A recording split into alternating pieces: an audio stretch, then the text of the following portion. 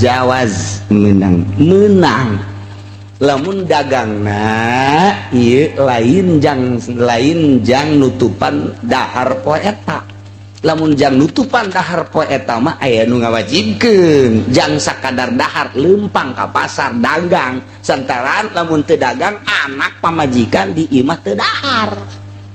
wajib teh leumpangna ti imah ulah ngajedog bae di imah mentak pantes pamajikanna marah lah ngedeg bae di imah ngagadean kanjut doang we Aisyah ngomong sakumaha galedeg atuh dah anak gede ka hulu atuh berangkat pantes pamajikan marah ge lantaran beas eueuh duit eueuh jualeun geus eueuh kamari mah kongkorong aya keneh geulang aya keneh takas sueng-sueng teu nyawan sueng di dieu mah naon gara-garana ieu giwang ka giwang jong beak kukula dijualan geus eueuh dijualeun ge celana jero dae ka jualna sallallahu wasallam Muhammadin wa alihi wa sahbihi ajma'in. Luar biasa dilelesan ku dilelesanana ku Kangjeng Nabi rada dikerasan saeutik wah nyiksa terpercaya penuh ke Kangjeng Nabi bahwa Kangjeng diangkat sebagai Rasulullah terpercayaan ke Al-Quran bahwa Al-Quran teh mujizat terpercayaan ke Gusti Allah bahwa Gusti Allah teh pangeran nu nyieun langit jeung bumi nyana tetep bae nyembah da ka manat ka Lata ka Uzza patung nu dijieun kunyana disembah itu bae nya nama terus bae Kangjeng baik, Kangjeng terus baik dakwah natawa, terus baik Kangjeng dakwah. Lantaran nyala besi kalengitan dunia, besi kalengitan tahta, besi kalengitan kitu kamulyaan. Embung jasa iman ka Kangjeng Nabi Muhammad sallallahu alaihi wasallam. Tak ieu harta teh ngahalangan. Kamuliaan teh ngahalangan tahta teh ngahalangan mendek coba ge nu hebat makan jelema teh dibere sugih jeung susah akur bae tetep bae ibadah ka Gusti Allah tawadu eta hebat keur susah nyana tawadu ka Gusti Allah keur sugih ge dibere sugih tawadu baheula kerjan jadi pejabat nyana tawadu ka Gusti Allah ku hari barang jadi pejabat tetap tawadu ka Gusti Allah tak istiqomah tah eta nu hebat mah nu kos kitu teh baheula kerjaan maju dagangnya na istiqomah ibadah ka Gusti Allah tawadu ku ari barang maju dagang tetep tawadu ka Gusti Allah ieu anu hese ge kos kitu urang mah beda kamari jadi rakyat barang diangkat teh jadi RT beda tulak cangkengna geus rada ngaluhuran ti cangkeng ka dieu ka susu diangkat jadi jaro di dia dikelek barang jadi lurah atau di pundak barang jadi bupati atau acung-acungan geus eueuh tempat geus teu bisa julak cangkeng masyaallah nah ieu kamari mah keur jadi santri tawadu luar biasa barang jadi ustad tawadu keneh barang jadi kiai geus teu wauh jeung masyarakat komo kuari babarengan bae jeung lurah mawa SPPT ayo kiai geus teh mawa takrib deui ku ari mah geus lain mawa sapinah geus mawa map ganti ku ari mah bebarengan jeung bupati teh satu kebanggaan wah wa yabtulu kiai uhu intaha anggeus ka kiai ada masyaallah ya sejasa berubah nu mantak percayaan Gusti Allah ka eta kiai lantaran berubah niatna batal begitu balik di pondoknya na dibantuan ku masyarakat nyeun pondok nyeun majelis niat lempeng keneh ngaraji masyarakat kadinya alhamdulillah santri aya 30 40 mah anugerah ti Gusti Allah luar biasa ulah neuleuh loba jeung saeutikna tapi neuleuh bisa isolul khair ilal ghair nyampekeun kahadean ka batur manfaat ngaranna kudu lamun ditampak ku eta murid aya 10 nampak aya 20 nampak nyanana geus maot diamalkeun eta ngocor bae pan ka kuburan tak eta nu dipikiran ge ngocor ka jero kuburan bu kokorolokan ieu gede amat pan kuari gede mangpet ke kokorolokan mulus keneh 5-10 tahun mulus kiai teh bagus kuari datang Partai Golkar. Assalamualaikum. Salam. Damang kiai, alhamdulillah. Pondok bangun rombeng ieu kiai. Cek adalah teu sakiayana. Ji kula mah rada mangmikirankeun ja kemajuan agama teh kapan lamun pondok jore. Nah jasa teh. Kana ceuli masyaallah sadigerean we tah. Nikmat jasa. Masyaallah. Atuh deuk kumaha majuna. Pondok kos kieu ke kula lah pokona mah dicepangieunkeun proposal lah kieu mah penting mah eta tanda tangan bae geus geus teu kudu hese kiai ulah henteu ieu mah demi kemajuan agama bae ulah hese-hese diajukeun ku kuda 100 ke paling nu katampana 60 masalah kan geus kitu bae dicabodoh atuh kos kitu mah cek kula mah teu hayang masalah cek itu bawa kendaraan di mah kendaraan geus kos kitu ganti ke kula dipanyokeun meok Araramis jasa, masya Allah. Anak jacuna yang sekupi tenang, sekupi mengurang. Aduh, dibangunkan pondok, bere mio, bere sekupi. Berubah di jero hatena nu tadinya cinta ka santri, cinta ka masyarakat nyampaikan agama. Kuari cinta ka pamarentah nu zolim, cinta ka jelema anu nyumbang teh beda cak Allah pan sia lain ka aing pan kamari mah sia ditentremkeun ku aing tatageunana ka aing ku aing dikiriman bae pan kuari kula tatageunnan ka ditu ka camat sia teu dibere betah santrina hareudang di pondokna santri hiji-hiji barang aju mingguanana aya mah aya ngana rundutan marepel tinggal 5 hujan gede teu ngaji beres baheula mah jah hujan ge ngaraji beta masyarakat belaan make payung naon eta lantaran kolbuna mailul kolbina berubah kamari mah cinta ka Allah bener-bener ngaluhurkeun agama kuari mah cinta proposal diantarapkan ku Allah kamari ku aing diurus ya lantaran sia ka aing ku aing sia ka camat tuh datangan ku sia camat mun disompralkeun teh ngomong kos kitu masya Allah acak-acak tah ieu ahli Mekah teh geus eueuh bae aji ka Kangjeng Nabi teu percaya ka Kangjeng Nabi buang kawarah luar biasa malah deuk ngabunuh Kangjeng Nabi dipimpin ku Abu Jahal. Tapi Kangjeng Nabi turun ayatnya di turunan ayat ku Gusti Allah melalui malaikat Jibril kul Muhammad bejakeun lahum ka ahli Mekah nu teu percaya ka anjeun sebagai Rasul Allah teu iman ka Al-Qur'an bahwa Al-Qur'an teh mukjizat teu percayaan ka Allah bahwa Allah teh pangeran anu nyieun langit jeung bumi bejakeun ka ahli Mekah ye siru fil ardi thumma zuru kaifa kana akibatul mukazzibin bejakeun ka ahli Mekah coba jalan-jalan atuh aranjeun kabeh coba atuh berangkat aranjeun kabeh wahai ahli Mekah coba anjeun langlang buana coba ka negeri-negeri lain deuleu coba di negeri lain coba tingali ka Israel coba tingali ka Mesir coba tingali ka Syria coba tingali ka Yaman dititah tak urang teh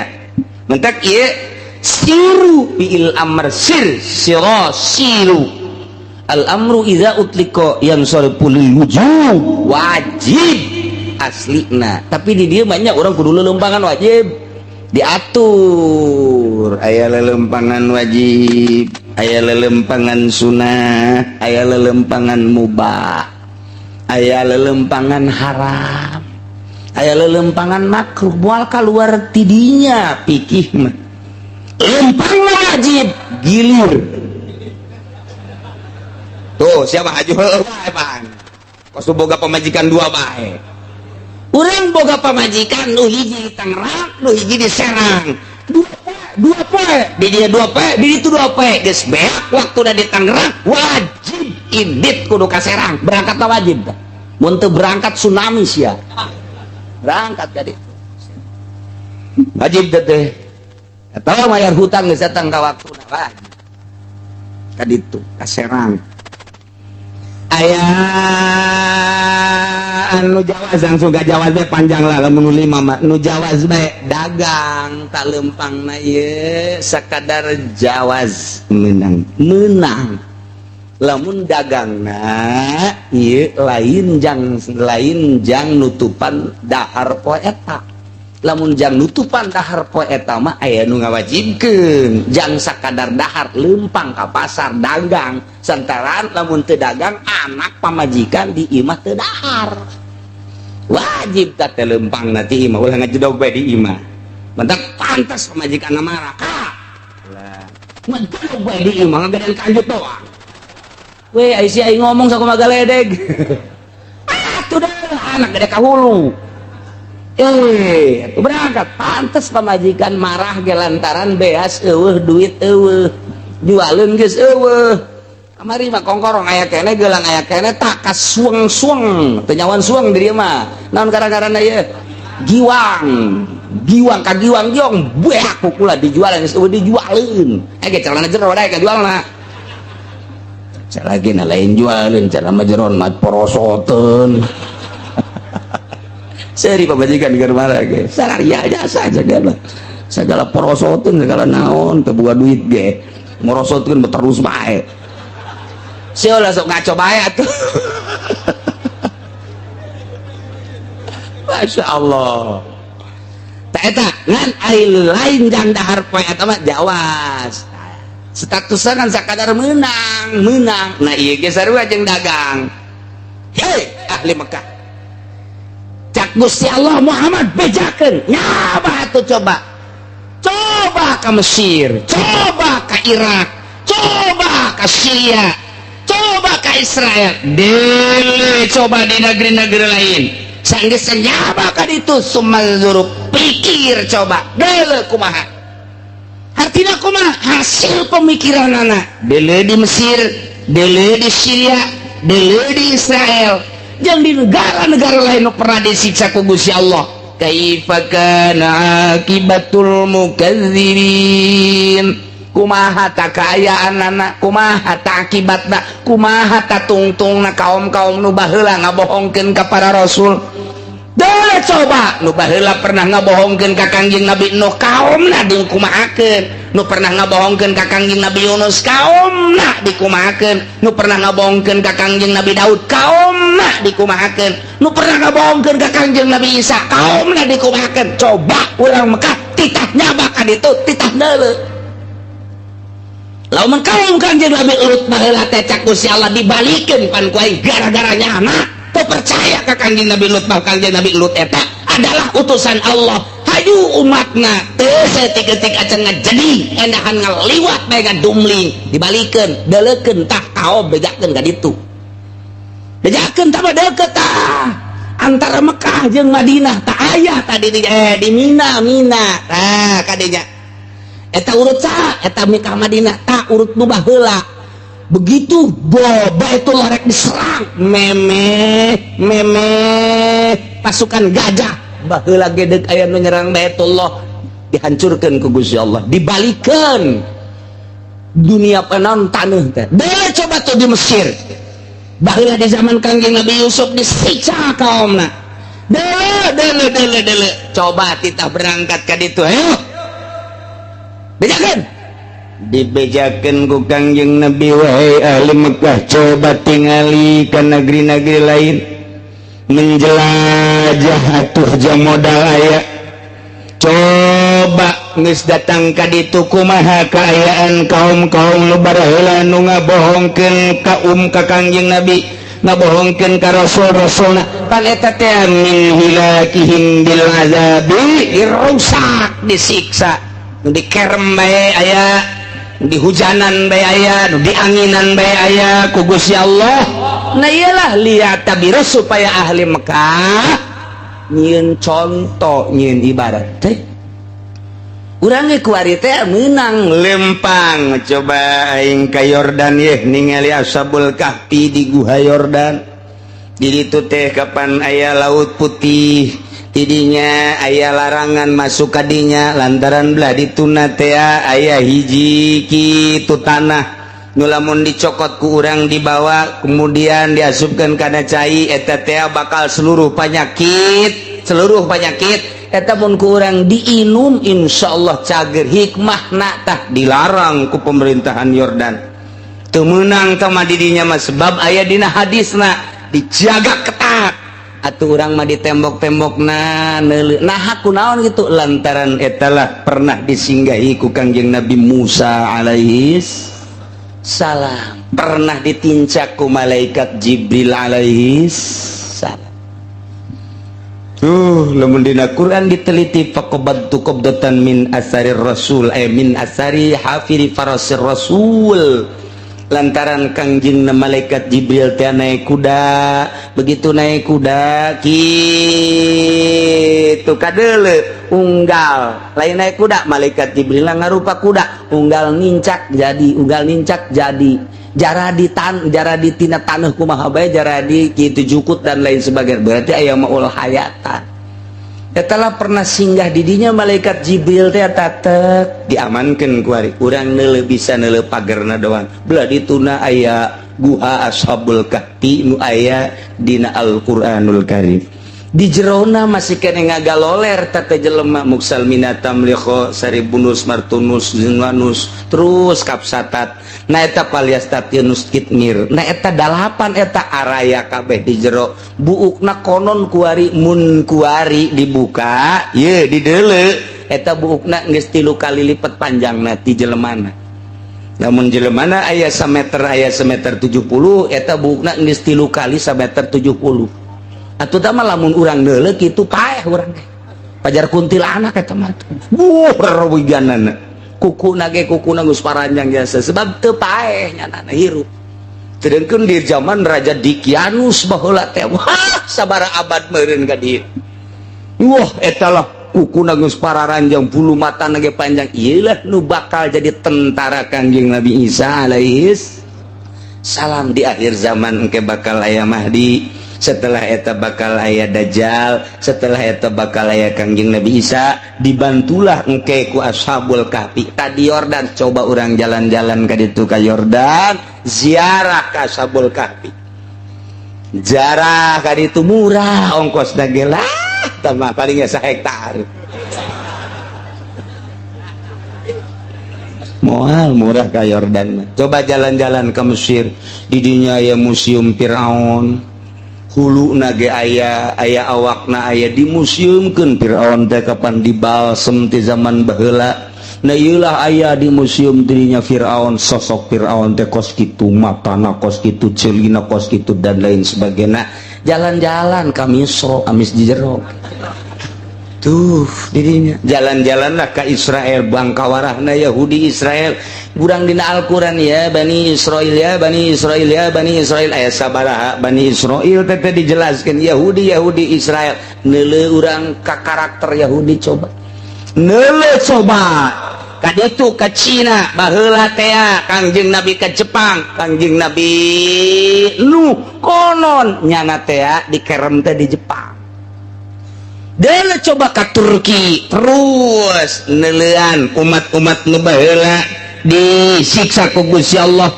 Kemudian kitu Kangjeng Nabi Yunus alaihi salam tah eta umatna baheula disiksa Kangjeng Nabi Hud itu dimake angin. Deuleuh coba ka ditu tah jang naon eta jang itibar meureun cek ahli Mekah aing ge sarombongan aing sagolongan aing meureun mun bangkawarah bae teu iman ka Rasul pasti disiksa tah supaya kos kitu. Mun ngomong urang nama sia ulah kos kitu nu geus kieu teh cilaka tah eta bahasa urang tah. Ulah sok kos karenya cilaka sia nu geus kieu cara cilaka. Ulah sok kagantar awang cilaka sia. ulah sebab orang gantarawan geus ka dieu kuari cilaka eta bahasa urang da kosid siru fil ardi masyaallah jang itibar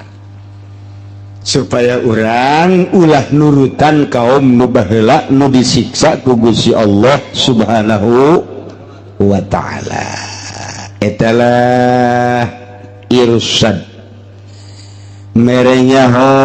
ngajelaskeun tentang sifat uluhiyah Gusti Allah,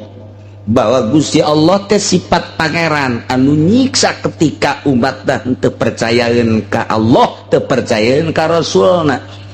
disiksa ku Gusti Allah. Jadi ayat ieu secara dini ngajelaskeun katauhidan, nauhidkeun ka Gusti Allah secara dini. Liman ma fis samawati wal ardh, ucapkan ku anjeun Muhammad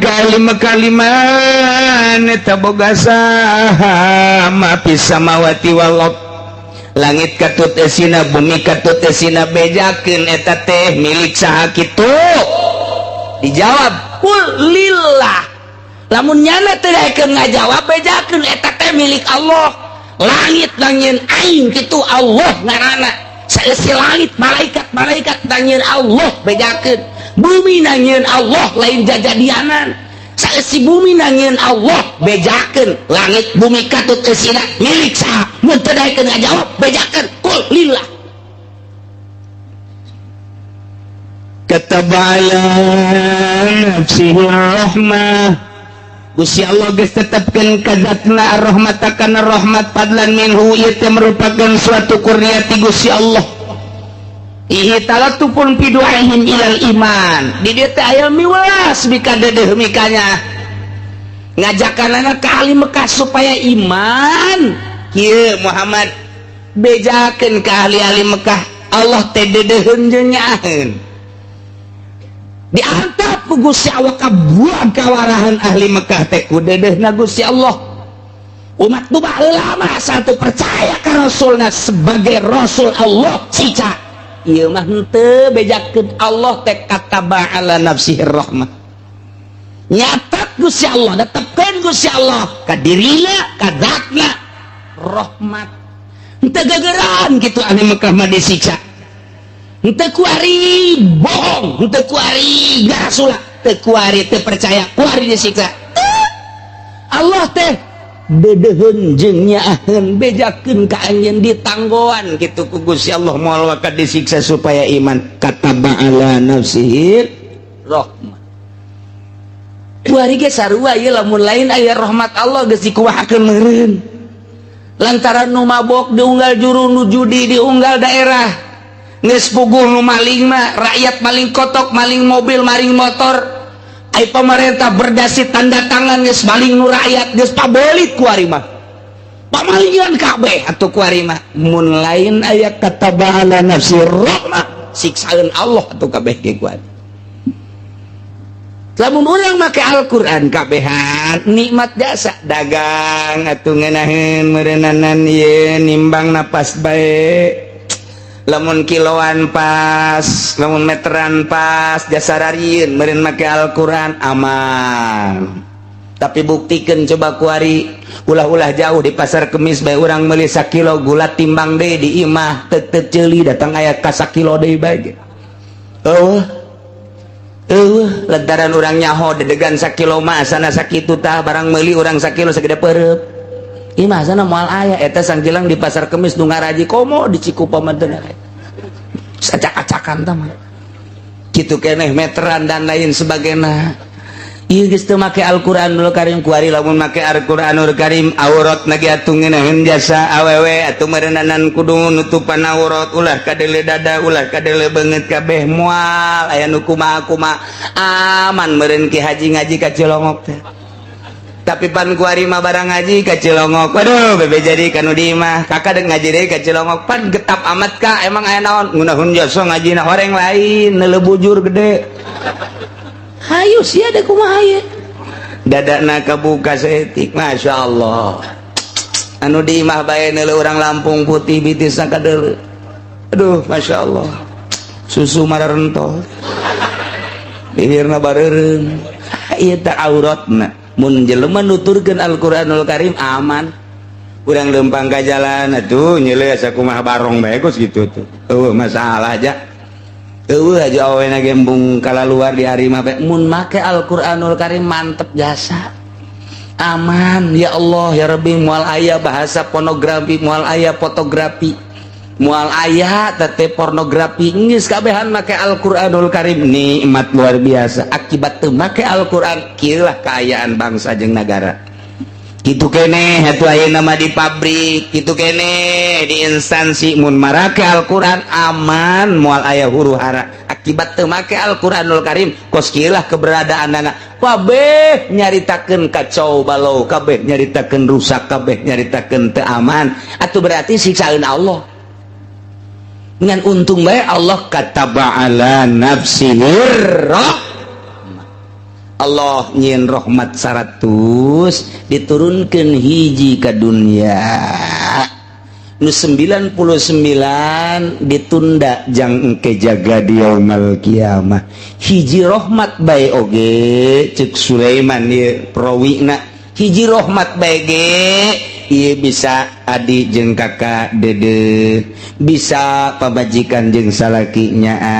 bapak jeung anak bisa luar biasa ridona kitu keneh jeung babaturan jeung tatangga mau ge teu daekeun ngadahar anakna ieu rahmat hiji bae ge diperbutkeun ku kabehan karasa ku urang kabehan komo engke meureun 99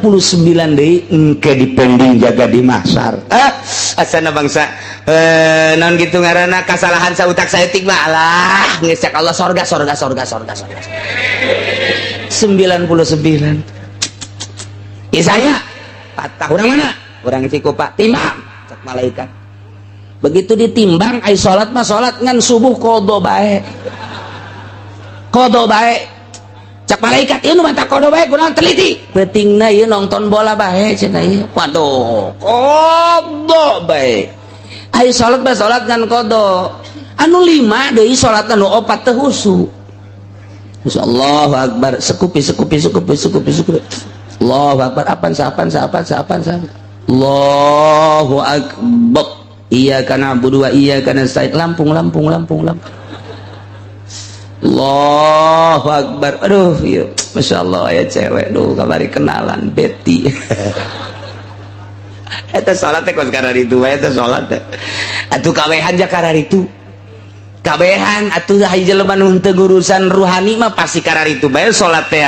pada anu gurusan ruhani mah moal dina ayana ge langsung kembali naon sababna misah awak jeung roh papasrahan pan ka Gusti Allah Gusti mata nu aya di abdi teh ieu teh panu Gusti abdi kicep ku Gusti neuleuh teh dideleukeun ku Gusti kebenaran ku abdi digunakeun lain anu dipake karidho ku Gusti hampura Gusti kitu keneh ceuli kitu keneh irung kitu keneh kabeh ke awak urang ya lah Gusti ai jasad mada di mana geus teu aya rohan isuk pageto meureunanan ieu mah dibalangkeun ka kuburan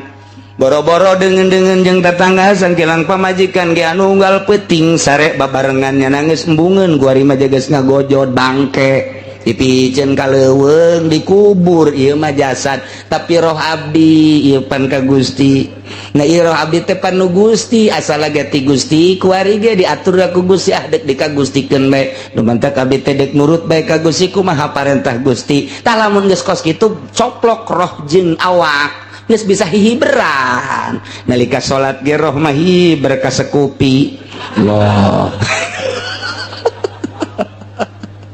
eta wa nafsu ngaranna tah lamun geus bisa kos kitu tah naon eta parabotna hiji ulah resep dunia ulah resep bahasana ge tinggalkeun karesep kana dunia ulah ngudag-ngudag dunia cirina teu ngudag-ngudag dunia tanda teu resep kana dunia cenah aya di lembur ge teu ngudag-ngudag dunia bengek tah mah lain teresepeun geus teu daya teu upaya tah mah lain deui tah mah kos kitu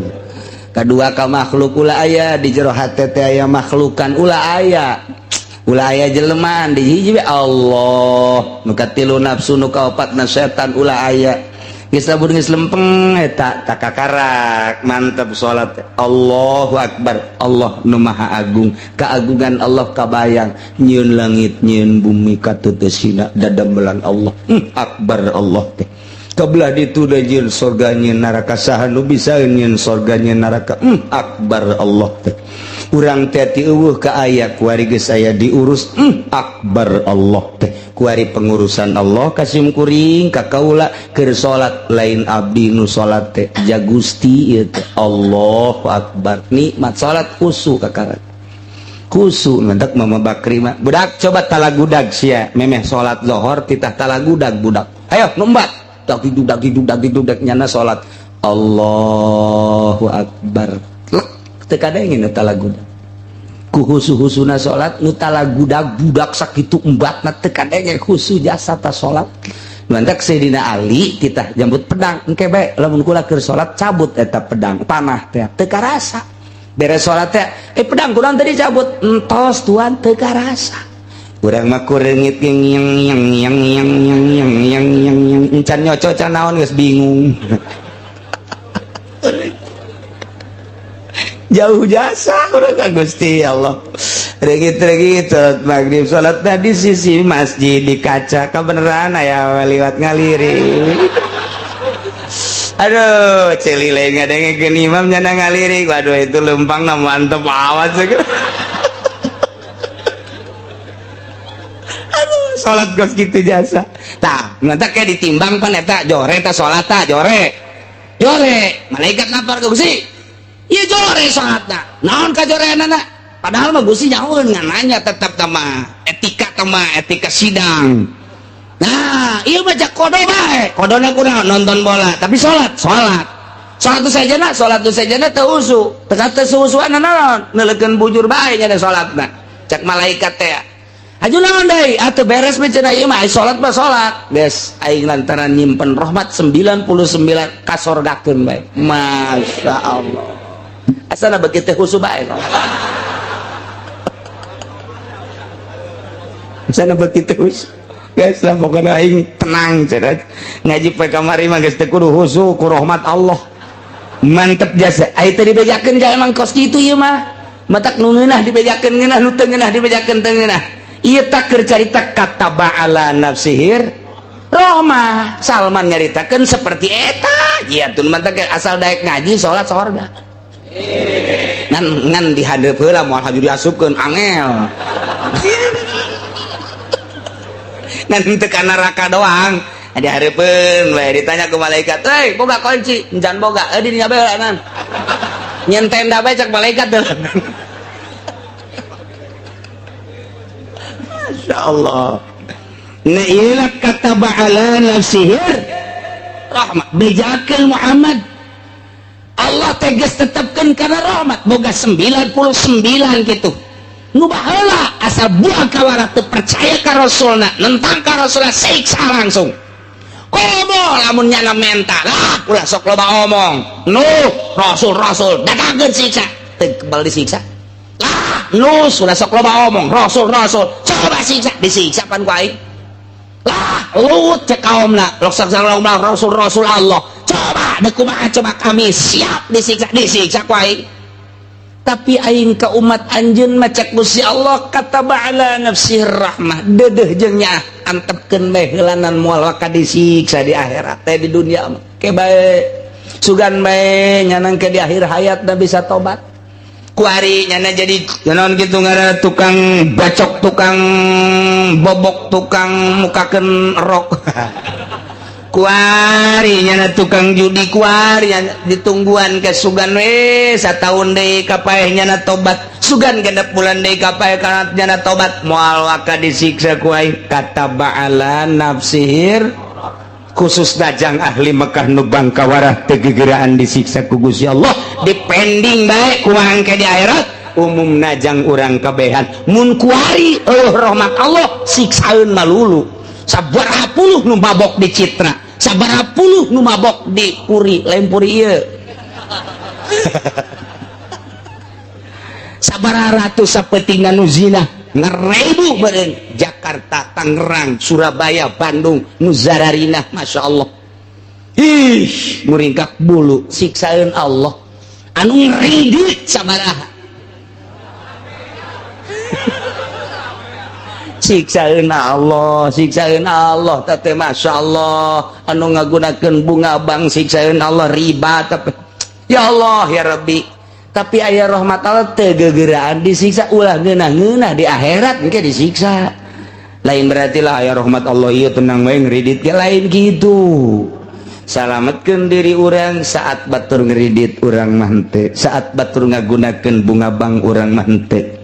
engke mah engke nu ngaharamkeun bunga bank ge bakal dipersulit engke mah anu ngahalangan kana kredit ge dipersulit naon tekanan Amerika ieu teh sistem Yahudi perdagangan aya Indomaret aya Alfamart sistem Yahudi dipaksakeun di urang mengalahkeun rakyat leutik geus bae sabodoh rakyat pada dahar dek teu dahar sistem seperti eta kredit supaya sistem Yahudi nu aya multi terus dilaksanakeun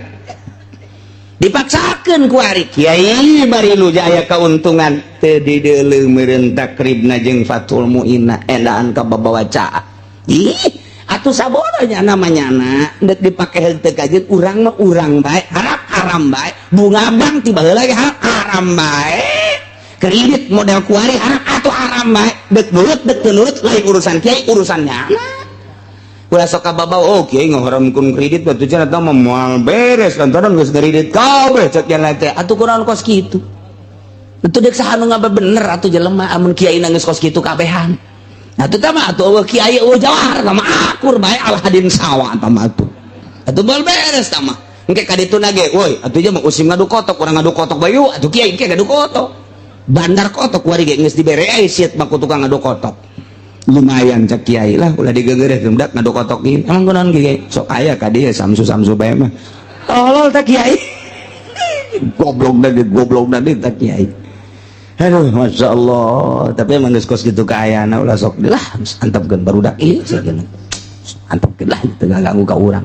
nya na urang teh kiai paneta mah haram tuh main gap lah main gap ngomong lah emang kunaon gitu lumayan apaan satu deuleuh tuh si anta itu kunaon itu nya sok nawa ka dieu gula kopi satepkeun bae lah main-mainnya na ajo atuh kiai-kiai nu ngadahar kopina deui hasil mah itu bareres di akhir zaman Masya Allah padahal mah hurima akhduhu hurima intohuhu mana nu haram naon nu haram dicokot haram dibikeuna atuh kos kitu bae sakali haram atuh haram bae ieu teh barang nang main dicokotna haram istimalna teh haram bita mah eta kana istimalna lamun kana duit mah sok anu ngomong kieu ieu si kieu cenah haram jadi mah duit kana duit nu aya nyana atuh ieu duit nu aya duarang atuh ieu pan diharamkeun ngaji heula atuh sia tolol atuh akibat teu ngaji kos kitu tah loba nu ngomong ka itu saya duit teh ieu kana pan ieu teh ku sebab kitu jadi haramkeun jangan lagi nyakel duit ieu kene ngaco tah kiai sia tah kiai nu ngaco goblok itu ngaji hararese ngaji heula atuh ulah sok aju hukuman sorangan jadi istimalna deuleuh tadi usul fikihna geus ma hurima akhluhu hurima i'tauhu wa ma hurima talabuhu atuh hurima deui akhluhu lah anu haram di teanganana haram gitu dibikeuna atuh haram di teanganana nyogok haram menta disogok ke haram judi duitna haram dibikeun lagi ka kiai haram sarua bae talamun aya jelema judi mere ka kiai aju kiaina narima nyaho ai teh nyahoona rada dihampura ieu mah teh nyaho ieu teh nyaho bae lah atuh lah moal hararese jasa ieu mah keur teu nyaho tah masalah ieu mah nyaho eta teh hasil judi aju diinum ku kiai didahar ku kiai coba sholat Allah ceki paru yang amat sih ya ngapur ngasan tengah ini sholat deh bensin 2 tak bensin tak 2 tak tanu mantak kuari duit di pemerintah duit pajak haram pajak mah kabeh ge geus mutlak sama seluruh imam pajak mah haram dibikin ka kiai pakai salat ku kiai Allahu Akbar tek ceuli teh lain cakula Imam Ghazali ngomong kos kitu, Imam Qushairi ngomong kos kitu, Syekh Abdul Qadir Al-Jailani ngomong kos kitu, deleukeun jelema nu bensina teu beres moal husuk kajen kukumaha mantak satungtung nyana cicing di pemerintahan kajen teuing ka mamana lalakona tetep bae moal husuk bensina teu beres, bensin teu beres moal kajen kukumaha bisa disumpah bisa jasa jelema husuk mah lain kos kitu cenah eta tarangna hideung badug-badukeun ku sia kena hideung aing mah teh sieun kuno serem henteu sieun kuno tarangna hideung henteu saeutik ge henteu tambahan hideungan ku sia pekan dieu bro teu gimbit naon sabab kadeuleu jasa lain kitu jelema husuk mah lempangna geus kadeuleu diukna geus kadeuleu ngomongna geus kadeuleu jelema husuk mah deuleu Gus Dur ulah ba selalu nyele Gus Dur teh lainna naon nu kadeuleu ku kabehan ketika diuk tak leungeun di dieu teu robah-robah eta ahli thariqah mah kos kitu tak deun kieu bae jangan juk kikian kotek itu mah gayanya na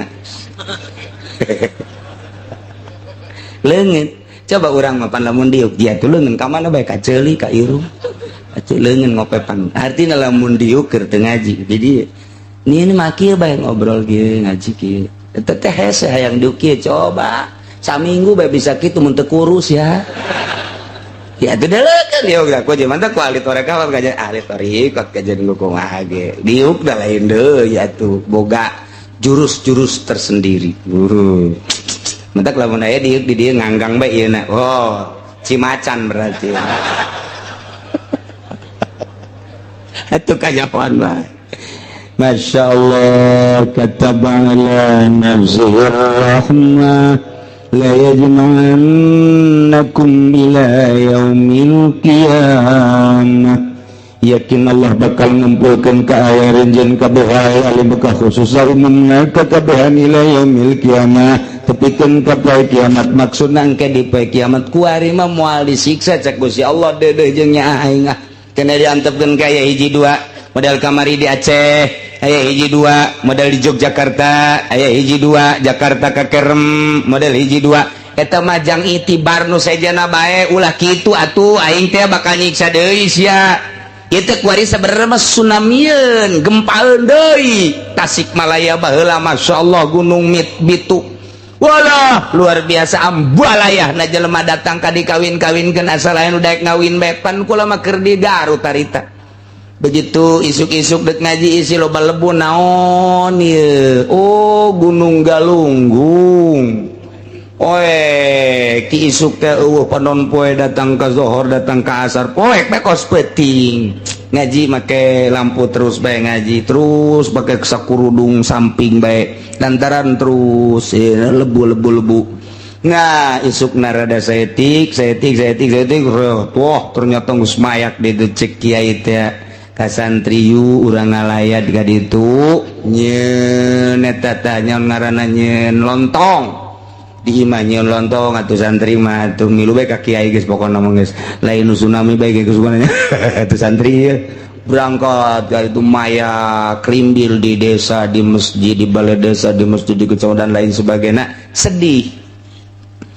eta teh mulai dibawaan ka Jakarta nu boga anak 5 nu parawan 3 dikawinkeun jeung saha bae di Jakarta jeung bos-bos nu bisa nganapakahan terjadilah seperti eta Tasikmalaya komo nu rangdang mah teh emang teu galunggung ya teh nya geus siap bae nangkarak geus siap bae geus terus jual murah kawin asal aya coba seperti eta sampai hati henteu sila mun normal henteu sampai lantaran ieu dahar hese nu boga anak 7 nu boga anak 5 eueuh di jalan iwal ti eta dibawalah dikawinku di Bandungku di Jakarta terus ta eta teh jang itibar urang mah henteu kudu ka jauh-jauh coba bae nu tadi teh siru fil ardi wahai urang Tangerang coba berangkat ke Gunung Galunggung deuleu tu urut-urutanana Sumanduru dulu kumane kay pakana akibatul mukadzibin kunaon eta make jeung disiksa Gunung Galunggung ditu horenganan rentenir kelas kakap di dinya teh horenganan judi di Galunggung teh Masya Allah nu mantak dikos kitukeun ku Gusti Allah mun urang karyana urang ningali padang kamari kuari geus teu puguh sabaraha meter ka handap diambleskeun ku Gusti Allah kunaon eta urang padang atuh geus ganyahoan ku urang di padang kos kitu geus lain rahasia deui judi mabok renten geus kitu jataga kuari geus teu puguh di mana na sabaraha geus jadi tulang belulang teh coba ka ditu tah ieu urang mah teu kudu ka ditu ge atuh di televisi aya ieu ta padang tah urang nama di Cikupa tapi ieu pikiran keur di Padang melalui televisi urang keur ka Padang dimensi Padang melalui televisi urang kuari mah bisa lalakon ka dunia komo tamah urang aduh muka di jero kamar laptop eta mah ke dunia maya apang-apangan mimiti neuleuh Kanada waduh neuleuh Inggris walah neuleuh deui ka ditu ka Timur Tengah balik deui kuari ka Jerman balik ka Jepang waduh modusna kapencet-pencet ranjang kepencet ya mah pangahaja dek kumaha Masya Allah lalakon lain ima mantak sing ada besi boga anak di jero kamar bae ulah pajar husu belajar bebeja anak kula alhamdulillah cenah teh kaluar-luar kiai husu jasa geus boga uulinan cenah di jero eta teh keur nyaba ka dunia tolol sia teh keur acak-acakan tah di kamar bae ge geus mung teu dahar teu nginum ge nya geus wah keur di sorga cakeun kolotna katipu nu mang meulikeun kolot nu apeng-apengan anakna atuh kolot ge ka bawah tah mah kolot ka bawah tah eta kuari dunia teh seperti eta Masya Allah keur ngejehna acak-acakan nyaba ka unggal nagara teu kudu naik kapal pesawat langsung melalui internet pencet teh geus araraya kabeh ge ieu lah nu disebut kitu era globalisasi informasi per detik ku urang kanyahoan ku ari mah tinggal bisa na jeung tinggal bisa mukana mantak lamun aya jelema ku ari dibere resep sorga jasa geus ieu sorga jasa tah di alam ku ari dibere resepnya kalau kos itu geus lah ai mah kajenting disebut ortodok yang penting mah aing maca Quran bae maca sholawat ka Allah geus lah ibadah ka Allah aman geus teu kudu maca sholawat maca Quran nya mah cicing bae geus aman ku ari Inggris teh kudu lantaran kowe wasal boga bae nu kos kitu. Waduh, keur ngaji ge itu. Idele ditunggu oleh si doi. Nu beladir itu. De jahe. Keur ngaji ge terus bae urang mah penaon gitu pepetak ka ditu. Anu lucu mah keur salat. Keur salat Masya Allah 2 rakaat etana dangdut naonna karang-karana dangdut kujara dipaehan atuh keur salat itu dipaehan ieu gandeng di dituna terus bae deui eta teh dimaehan joget keur salat la ya'lakum la yaumil qiyamah Allah ngaturkeun rahmat moal ka disiksa dedegnya ngajakan ka alim ka khususa umumna ka seluruh manusia nu aya di alam dunia engke bakal dikumpulkeun ku Gusti Allah ila yaumil kiamat tujuan liajini jazikum bi amalikum endek dibales amal-amal nu hade bakal dibales ka hadeanana nu goreng bakal dibales ka gorenganana la raiba fi daya kamang-mangan deui bakal seperti eta alladzina khasiru anfusahum ari jelema jeung rugi ngarugikeun kana dirina mah begitu diangsongan kana siksa teh fahum la yu'minun nyana henteu ari mana ieu keur di alam dunia na manehanana dicaritakeun dipingpilingan ku dosa dipingpilingan ku siksa ku neraka tetep bae ngeunah teu iman ilah jelema anu rugi geus aya catetanana jelema nu bakal rugi di akhirat mah kuari teu daekeun ngadengekeun wejangan-wejangan aya kiai teu daekeun ngadengekeun aya nasihat teu daekeun ngadengekeun aya mauizah teu daekeun ngadengekeun deket padahal majeng pengajian tapi nyana jauh bae kabatur teu ngadenge didinya teu ngadenge geus aya catetanana meureun eta mah rugi nu rugi mah teu daekeun iman mun kafir nu rugi mah teu daekeun nurut munafik berarti nu rugi mah teu daekeun nurut ka kiai ieu lah geus aya sejuta kali dakwah rugi bae di dunia keneh nyana geus api lain ka kiai jeung ka ulama ieu lah alladzina khasiru anfusahum fahum la yu'minun teu iman ieu masyaallah nu mantap kurang ngakuari alhamdulillahirabbil alamin di akhir zaman orang masih sempat keneh ngaji ngadengekeun Al-Qur'anul Karim orang bisa merenung ka Gusti Allah mempertimbangkan salah jeung bener bisa memperbaiki diri orang kadang hayang hudang ti peuting kadang-kadang hayang tersirat di hati orang salat duha kadang-kadang boga duit hayang sedekah komo nunggeus kolot malah harta aing aya ieu aya pembangunan masjid aya pembangunan majlis aya pondok pesantren lah centang tuku anak mah disedekahan aing bae nang saha ta boga pikiran gitu nang Allah berarti nyana dek disalametkeun mun urang boga harta loba kemudian tidak ekos gitu berarti moal disalametkeun hisabeun Allah berarti lantaran dunia mah halaluha hisabun wa haramuha iqabun gitu kene tingkah-tingkah urang ucapan-ucapan urang lamun memang urang nak dibenerkeun ku Gusti Allah mah atuh dibere lurus bae dek disalametkeun lurus bae dasar urang dek dirugikeun mah disalahkeun bae ka dituna hakikatna mah kabeh ge meunang Gusti Allah nu mantak urang mun tayang ka Gusti Allah subhanahu wa ta'ala mudah-mudahan urang dibere sehat wal afiat dibere kuat urang ibadah ka Gusti Allah dibere daek taat ka Gusti Allah nurut ka Allah jeung Rasulna nurut ka indung bapa urang sehingga urang aya dina ridho Allah subhanahu wa ta'ala